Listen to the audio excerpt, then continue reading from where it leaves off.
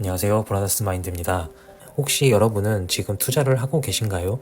아니면 투자는 돈을 잃을 수도 있는 리스크 때문에 투자는 무조건 위험하다는 생각으로 투자를 외면하고 있지는 않으신가요? 지금 제가 말씀드리려는 것은 우리는 아무리 투자를 외면하려 해도 결국 투자를 할 수밖에 없는 이유에 대한 이야기와 반대로 투자를 하지 않으면 미래에 경제적으로 반드시 어려워질 수밖에 없는 이유에 대해서 이야기를 해보려고 합니다. 그럼 이야기를 시작하겠습니다. 제가 40대 중반인데 몇 년 있으면 저도 은퇴를 생각해봐야 할 나이라고 이전에도 말씀드렸었는데요. 직장인이라면 누구든지 반드시 회사를 떠나야 하는 시기가 온다는 사실을 진지하게 고민해봐야 합니다. 지금이야 나이가 젊다고 생각해 한참 나중 일이라고 생각이 들어 먼 나라 이야기처럼 받아들여서 평일에는 그저 열심히 일하고 주말에는 먹고 놀고 자고 하다가 그렇게 몇 년에서 몇십 년의 세월이 흐르게 됩니다. 우리는 나이를 먹을수록 시간이 점점 빨리 간다고 생각하곤 하는데요.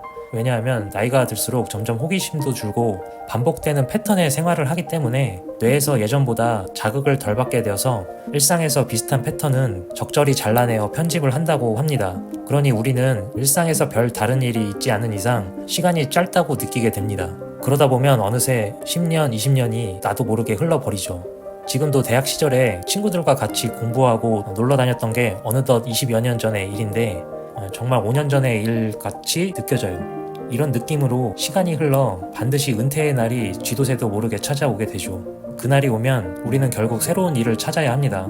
여기서 누군가는 먹고 사는 경제 문제에 연연하지 않고 자기가 하고 싶은 일을 하며 사는 사람도 있을 거고 또 다른 누군가는 먹고 살기 위한 그런 생존을 위해 나이도 먹어 몸도 예전 같지 않은데 억지로 일을 해야 하는 사람도 있을 것입니다. 문제는 이때 생존을 위해 억지로 하는 일이 지금 하는 일을 통해 받는 월급의 수준보다 한참 떨어진다는 겁니다.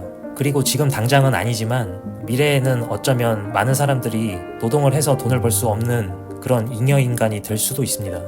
자본주의의 시스템으로 인해 빈익빈 부익부, 즉 양극화 현상이 발생합니다. 과거에도 양극화가 있었고 갈수록 이 양극화는 더욱 심화될 것입니다. 이것은 아무리 정책으로 막아보려 해도 잠시 시간을 늦출 뿐입니다. 그리고 각 국가에서 물가 상승률을 낮추려고 금리를 올려 유동성을 줄이려 하지만 그저 상승률을 줄이는 것, 즉 물가가 오르는 속도를 줄이는 것밖에 할 수 없다는 겁니다. 이로 인해 점점 양극화는 심화될 것입니다. 왜냐하면 물가가 계속 오르고 있는데 부자들은 이 인플레이션을 해지하기 위해 자산에 투자를 하거나 사업을 하고 있는데 가난한 사람들 같은 경우는 그런 자산에 투자할 수 있는 돈이 없기 때문이죠. 그렇기 때문에 더욱 양극화가 심화될 수밖에 없죠. 그런데 이 와중에 잉여인간이 되는 사람들은 더욱 늘어난다는 것입니다. 이렇게 잉여인간이 늘어날 조짐이 보이는 현상은 이미 주변에서도 조금씩 엿볼 수 있는데요. 대표적으로 은행 같은 경우가 그렇죠. 은행은 이미 몇 년 전부터 카카오뱅크, K뱅크, 토스뱅크와 같은 인터넷 은행들이 생겨나고 기존 전통 은행 역시 최대한 빠르게 인터넷 은행과 같은 성격으로 전환하고 있어 오프라인 점포들이 하나둘씩 없어져 가고 있습니다. 노인 세대들을 제외한 대부분의 사람들은 은행 업무를 스마트폰을 통해 빠르고 간편하게 처리하므로 오프라인 점포를 방문할 일이 거의 없어졌어요. 저 같은 경우는 오프라인 은행을 가본 지가 몇 년 전인지 기억이 가물가물해요. 은행 입장에서는 오프라인 점포와 그곳에서 일하는 은행원은 비용이기 때문에 최대한 줄이려고 합니다. 왜냐하면 현재는 점포와 은행원 대신 IT 기술이 이를 대체할 수 있기 때문이죠.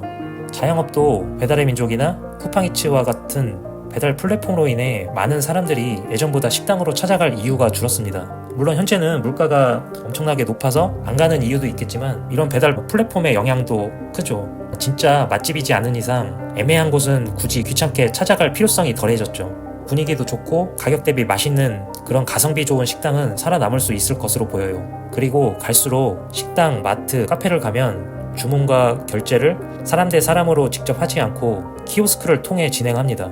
제가 사는 곳도 키오스크가 있는 매장들이 엄청 많아요. 그래서 그런 점원들과 얘기를 할 기회가 예전보다 진짜 많이 줄었어요. 그리고 또 서빙도 이미 로봇이 하거나 아니면 손님이 셀프로 받아가거나 하는 경우도 많아졌죠. 앞으로 이 속도는 점점 빨라질 것으로 보입니다. 이보다 더 큰 기업들도 앞으로 계속 AI와 로봇을 통해 사람이 할 일을 대신할 것입니다. AI와 로봇은 사람에 비해 불만을 갖지 않고 지치지 않으며 급여를 올려줄 필요가 없고 그 밖에 복지 혜택을 챙겨줄 필요가 없습니다. 그야말로 기업 입장에서는 엄청난 비용 절감을 통한 이익을 극대화시킬 수 있습니다. 기업은 성장하지 않으면 쇠퇴합니다. 해마다 더욱 성장을 위해 노력할 것이고 저성장 시대에 성장을 하려면 결국 비용 절감은 필수이기 때문이죠. 이런 상황에서 기업들은 생산을 자동화하고 싶은 욕구가 갈수록 강력해질 것입니다. 이미 경쟁사에서 AI와 로봇을 통해 비용 절감과 생산성을 높이고 있는데 다른 기업들은 가만히 있을 수가 있을까요? 챗 GPT를 통해 AI 혁명이 일어나 지금도 알게 모르게 기업들은 빠르게 많은 부분을 자동화시키고 있습니다. 아직 당분간 사람을 대체할 수 없는 업종이 있다 하더라도 시간이 지날수록 AI 기술의 고도화로 인해 결국 이도 언젠간 마른 수건을 짜듯이 대체될 수 있는 영역을 최대한 대체할 것입니다. 이런 상황이 내가 죽은 후에 올 수 있는 먼 미래 같을 수도 있지만 생각지도 못하게 빠르게 다가올 수도 있습니다. 아니, 이미 생각지도 모르는 순간에 다가왔죠. 챗 GPT가 세상에 나오기 전에 아이폰이 사람들에게 퍼지기 전까지는 세상은 빠르게 변한다고 하지만 아직 내 눈앞에서는 당장 보이지 않으니 그렇게 빠르게 변하지 않을 것처럼 보이기도 합니다. 고숙련 전문직 노동자와 저숙련 저임금 노동자 사이의 일을 위한 취업은 갈수록 쉽지가 않을 것으로 보입니다. 고숙련 전문직은 그야말로 어려운 부분을 담당하기에 당장 대체가 어렵고 저숙련 저임금 노동자는 잔손이 많이 가는 반면에 경제성이 나오지 않으니까 AI 로봇으로 대체되는 데는 시간이 필요하기 때문입니다. 그러므로 결국 우리가 돈을 많이 벌던 적게 벌던 간에 최대한 그 수입의 일부분을 돈을 벌어다주는 자산을 사야 하는 이유가 생깁니다. 돈을 버는 방법은 크게 세 가지가 있습니다. 근로, 사업, 투자, 이 세 가지가 있죠. 어찌 보면 이 세 가지가 별도의 것이라고 생각할 수 있겠지만 공통된 것이 있습니다. 바로 투입한 것 대비 수익이 얼마나 나오는지에 대한 싸움입니다. 근로는 보통 사람들의 입장에서 자본과 자립의 경쟁력이 부족하니 시간과 노동력을 투여하고 월급이라는 수익을 얻습니다. 사업은 어느 정도의 궤도까지 올라가지 않은 이상 자본과 시간과 노동력을 모두 갈아 넣어 영업이익을 얻습니다. 투자는 자본을 투자하고 자본 차익 및 월세나 배당금, 이자 수익 등의 현금 흐름을 얻습니다. 투자도 물론 약간의 노동력과 시간을 투여합니다.